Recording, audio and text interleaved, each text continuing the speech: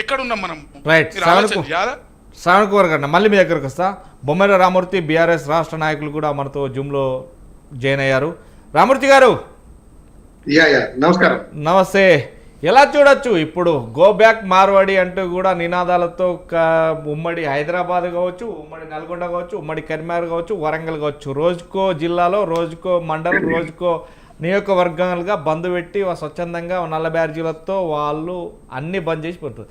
తెలంగాణ రాష్ట్రం రాకముందు నుంచే మార్వాడీస్ ఇక్కడ గత 5 దశాబ్దాలుగా ఉన్నారు అని చెప్తున్నారు. ఎప్పుడో తాతల తండ్రుల నుంచి, అంటే నేను పుట్టక ముందు నుంచి కూడా, మా తండ్రి పుట్టక ముందు నుంచి కూడా ఉన్నారు అని చెప్తున్నారు.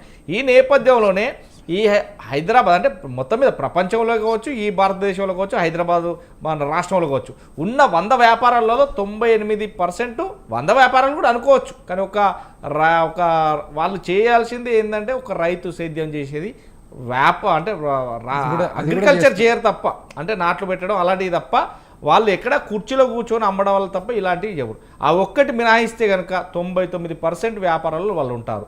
కానీ ఇప్పుడు చూస్తున్నటువంటి వ్యక్తులు అయితే ఎవరైతే ఉన్నారో మార్వాడి గో బ్యాక్ అని ఈ నినాదం ఒక్కరితో చిలిపి గాలివానగా అయి అంది 100,000 లక్షలుగా వ్యాపిస్తున్న నేపథ్యంలోనే మార్వాడి గో బ్యాక్ అనడానికి కారణం ఏంటి? దీని వెనుక శక్తులు ఎవరైనా ఉన్నారా? ఎందుకని ఈ మార్వాడీలు మాత్రం ఉంది? ఎందుకంటే మార్వాడి శక్తి అనేది చిన్నది కాదు. ఎందుకంటే వాళ్ళ ఒక కమిటీ ఉంటుంది. ఎందుకంటే ఒక పేదవాడు మార్వాడి ఉంటే వాడిని ప్రయోగం చేయాలని అందరూ తలా రూపాయి వేసి కలిసి వానికి ఒక షాప్ పెట్టిస్తారు. అలాంటి సంస్కృతి లోపల మార్వాడీస్ ఉన్నారు. ఇంకా ఏ సంస్కృతులు ఎలా ఉన్నాయో నాకు తెలియదు, కానీ మొత్తం మీద నేను చూసినప్పటికైతే అలా ఉన్నారు. అంటే నుంచి ఒక మండల్లో ఒక గ్రామాలలో స్వీట్ హౌస్లు కావచ్చు, వ్యాపారులు కావచ్చు, ఎలక్ట్రికల్ కావచ్చు, ఎలక్ట్రీషియన్ కావచ్చు, ప్రతి దాంట్లో వాళ్ళు ఉన్నారు.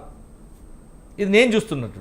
ఇలాంటి నేపథ్యంలో మార్వాడి గో బ్యాక్ అనే నినాదంలో ఎత్తుకున్న అంశాలకు సపోర్ట్ చేస్తున్నది ఎవరు, చేయిస్తున్నది ఎవరు? ఇది మాత్రం చాలా పబ్లిక్ టాక్తో పాటు రాజకీయ విద్వేషాలకు కూడా రెచ్చగొట్టే ప్రయత్నాలు చేస్తున్నారని వినబడుతుంది. ఎలా చూడొచ్చు? అందరికీ నమస్కారం. నేను కొంతమంది మాట్లాడిన విషయాలు కూడా విన్నాను. వాస్తవానికి ఇలాంటి చర్చ రావడం కూడా దురదృష్టకరం. ముఖ్యంగా తెలంగాణ ప్రాంతంలో. తెలంగాణ రాష్ట్రం ఏర్పడ్డదే స్థానికత ఆధారంగా చేసుకుని తెలంగాణ రాష్ట్రం కోసం నీళ్లు నిధులు నియామకాలు మాకు కాకుండా పోతున్నాయనే ఒక నినాదంతో ఏర్పడ్డ తెలంగాణ రాష్ట్రం. ఇందులో అన్ని వ్యాపారాలు చేసుకునే వాళ్ళు ఉన్నారు. అందరూ రావాల్సిందే, అందరూ బతకాల్సిందే. కానీ మేము చాలా క్లియర్ గా మా అప్పటి నినాదమైన ఇప్పటి నినాదమైన పొట్ట కూటి కోసం వచ్చిన వారితో మాకు ఎలాంటి పేచీ లేదు. మా పొట్ట కొట్టడానికి వచ్చిన వాళ్ళతోటే మా పేచీ. అది ఏ స్థాయిలో ఉన్న వాళ్ళైనా, ఎవరైనా, ఏ కులపులైనా. దీన్ని కొంతమంది కొన్ని పార్టీలు కులాల మధ్య లేదా మతాల మధ్య పంచాయతీ పెట్టి వాళ్ళేదో పబ్బం గడుపుకోవాలని చూస్తున్నారు. మేము దానికి చాలా దూరం. వాస్తవాలని గమనించాల్సిన బాధ్యత ఇప్పుడున్న ప్రభుత్వాలపై ఉన్నది. వాస్తవానికి జరుగుతున్నది ఏంది, నిజంగా నష్టం ఎక్కడ జరుగుతున్నది, స్థానికులకు ఇవ్వాల్సిన గౌరవం, వచ్చిన వాళ్ళు అక్కడ నుంచి వ్యాపారాల కోసం వచ్చిన వాళ్ళు, ఈ రాష్ట్రంలో బతుకుతున్న వాళ్ళు ఇవ్వాల్సిన బాధ్యత ఉన్నదా లేదా? లేకుంటే ఇక్కడ స్థానికులకు బతకాల్సిన పడుతున్న బాధల్ని కోడ్ చేయాల్సిన అవసరం కూడా స్థానిక ప్రభుత్వాలపై ఉన్నది. కాబట్టి ఎన్నో సమస్యల్ని మనం పరిష్కరించుకున్నాం. ఎన్నో 100,000 సమస్యల్ని పరిష్కరించుకున్నాం కూర్చొని మాట్లాడుకొని. వీటిని కూడా పరిష్కరించుకోవాల్సిన అవసరం ఉన్నది. కాబట్టి ఇప్పటికైనా ప్రభుత్వము, కాంగ్రెస్ ప్రభుత్వం ఎవరికో ఒత్తాసు పలికి, ఎవరినో రెచ్చగొట్టి, ఎవరినో తద్వారా మళ్ళీ ఓట్లు పొందాలనే ఒక దుర్మార్గమైన కుట్ర వీళ్ళు చేయకుండా దీన్ని ఒక మతాల మధ్య పంచాయతీ పెట్టి, ఇప్పుడే మిత్రుడు మాట్లాడాడు, ఒక క్రిస్టియన్ అంటాడు, ఇంకెవరో హిందువులు అంటారు. ఇది హిందువులు క్రిస్టియన్ల మధ్య పంచాయతీ కాదండి. ఇది ఇక్కడ మా పొట్ట కొడుతున్నారు. చిన్న వ్యాపారుల జీవితాలు మొత్తం సర్వనాశనం అవుతున్నాయి. మాకు ఉద్యోగాలు ఇవ్వడం లేదు, మా వాళ్ళని పిల్లల్ని నిరుద్యోగుల్ని పెట్టుకోవడం లేదు, మాకు రావాల్సిన వాటిని మొత్తం కొల్లగొడుతున్నారు అనేది ఇక్కడ జరుగుతున్న అది. దాంట్లో వాస్తవాలు ఎంత, ఏం జరుగుతున్నది చూడాల్సిన బాధ్యత, గమనించాల్సిన బాధ్యత, దాన్ని అర్థం చేసుకొని ఒక స్మూత్ వేలో దీన్ని పరిష్కరించాల్సిన బాధ్యత కూడా ప్రభుత్వం పై ఉన్నది. కాబట్టి ఇలా చేయకుండా కొంతమంది చేస్తారు, రెచ్చగొట్టే వాళ్ళు ఉంటారు. మనం రెచ్చిపోకూడదు కదా. మనం ప్రభుత్వంకు లా అండ్ ఆర్డర్ ఇబ్బంది కలిగించే విషయాలు ఏర్పడే అవకాశాలు తీసుకురాకూడదు. ప్రభుత్వం అన్నప్పుడు వెంటనే వాటి మీద చర్చ జరగాలి.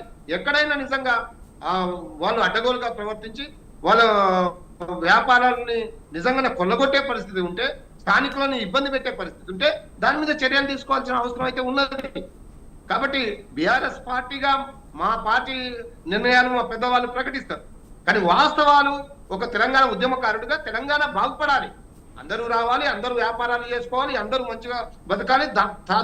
తద్వారా తెలంగాణ ప్రాంతంలో ఉన్న వారికి కూడా అన్ని రకాల ఉపాధి దొరకాలి. మేము వస్తాము, మేమే బతుకుతాము, మేము తప్ప ఇంకెవరు బతకకూడదు, స్థానికులు లేరు, ఎవరు లేరు అని అంటే ఇది కుదిరే ముచ్చట కాదు, ఇక్కడ కుదరదు. వాస్తవానికి ఈ రాష్ట్రంలో 95% రిజర్వేషన్లు అన్ని రంగాలలో స్థానికత రావాలని కేసీఆర్ గారు తీసుకొచ్చారు. ప్రతి ఉద్యోగాలలో కానీ ప్రతి వ్యాపారంలో కానీ 95% జనాభా వెళ్ళి తెలంగాణ ప్రాంతం వల్లే ఉండాలనే ఒక దృఢ సంకల్పంతో ముందుకు పోతున్న పార్టీ బీఆర్ఎస్ పార్టీ. కాబట్టి మేము ఎవరినో రెచ్చగొట్టి ఇంకెవరినో ఎగేసి ఇంకెవరో కొంతమంది నిరుద్యోగుల్ని వసూళ్ల దందాలు ఇది తయారు కావద్దనేది నా యొక్క అభిప్రాయం. కాబట్టి వాళ్ళు కూడా విజ్ఞతతో ఆలోచించాల్సిన బాధ్యత అటు మార్వాడీస్ వాళ్ళపై ఉన్నది, ఇటు ఎవరైనా ఈ దేశంలో బతకవచ్చు, ఎవరైనా వ్యాపారాలు చేయొచ్చు, కానీ వ్యాపారం చేసే వాళ్ళు స్థానికుల పొట్టకొట్టే విధంగా ఉంటుంది అనేది మా అభిప్రాయం. ఇది మాది చాలా క్లియర్ గా మేము అందరం కూడా బాగుండాలి, అందులో మనం ఉండాలని కోరుకునే ప్రాంతం తెలంగాణ ప్రాంతం, ముఖ్యంగా బీఆర్ఎస్ పార్టీ. కాబట్టి ఎవరైతే రెచ్చగొట్టి దీన్ని పబ్బం కట్టుకోవాలని చూస్తున్నారు, ఎవరైతే రెచ్చగొట్టి కొంతమందిని వాళ్ళు కులాల పేరు మీద, మతాల పేరు మీద, ఇంకెవరో నిరుద్యోగుల పేరు మీద కొద్దిగా రెచ్చగొట్టే ప్రయత్నాలని ఆపాల్సిన బాధ్యత ఎవరిపై ఉన్నది? ఎవరైతే అధికారంలో ఉన్నారో వారు ఆపాలి, కానీ వాళ్ళే చేతులు కట్టుకొని వాళ్ళే మధ్యలో రెచ్చగొట్టి వాళ్ళ నాయకుల్ని ముందుంచి పోరాడమని చెప్పి వెనకొట్టి ప్రోత్సహించి ఇలాంటి చేయడం వల్ల ఈ సమాజం ఇబ్బంది పడుతుంది, తెలంగాణ సమాజంకి చెడ్డ పేరు వస్తుంది. కాబట్టి దీన్ని గమనించాల్సిన అవసరం ఎంతైనా ఉన్నదని ఈ సందర్భంగా తెలియజేస్తూ, 10 ఏళ్లలో కేసీఆర్ గారి ప్రభుత్వంలో అందరూ వచ్చారు, అందరూ వ్యాపారాలు చేసుకుంటున్నారు, ఇప్పటికీ చాలా బ్రహ్మాండంగా ఉంటున్నారు. కానీ చేసుకునే వాళ్ళు మా పొట్ట కొట్టొద్దని ఎవరైతే ఇప్పుడు స్థానికంగా ఆ గొంతు అయితే నిలబడుతుందో వాటికి ఖచ్చితంగా పరిష్కారం దిశగా ఈ ప్రభుత్వం అలాగే బీజేపీ పెద్దలు కూడా 2 మాటలు మాట్లాడతారు. అది వాస్తవమా కాదా, అక్కడ ఉన్న వాళ్ళు పొట్టగొట్టే వాళ్ళని వాళ్ళకి అలా కాదు, స్థానికులకు కూడా అవకాశం ఇవ్వండి, వాళ్ళకు కూడా ఉద్యోగాలు ఇవ్వండి, వాళ్ళకు కూడా అవకాశాలు కల్పించి వాళ్ళని గౌరవించే విధంగా చూడండి అని వీళ్ళు చెప్పడం లేదు. అలా చెప్పకుండా ఇది మతాల మధ్య కొట్లాడబెట్టే ప్రయత్నం చేస్తున్నారు. ఇది చాలా దుర్మార్గమైన చర్య, దీన్ని ఖండించాల్సిన అవసరం ఉన్నది. ఇది మతాల మధ్య చర్చ కాదు, ఇది కులాల మధ్య చర్చ కాదు, ఇది ఒక ఉన్నవాడికి లేని వాడికి ఎవడైతే ఆ ఆకలి బాధతో ఇబ్బంది పడుతున్నారో వాళ్లకు అన్ని ఉన్న వాళ్లకు ఉన్న వ్యత్యాసాన్ని మనం గమనించాల్సిన అవసరం ఎంతైనా ఉన్నదని ఈ సందర్భంగా మీ ద్వారా స్వతంత్ర టీవీ. రైట్ రామూర్తి గారు, నేను మళ్ళీ మీ దగ్గరకు వస్తా. శ్రావణ్ కుమార్ గారు, నేను మళ్ళీ మీ దగ్గరకు వస్తా. మూర్తి గారు, గుడ్ ఈవినింగ్.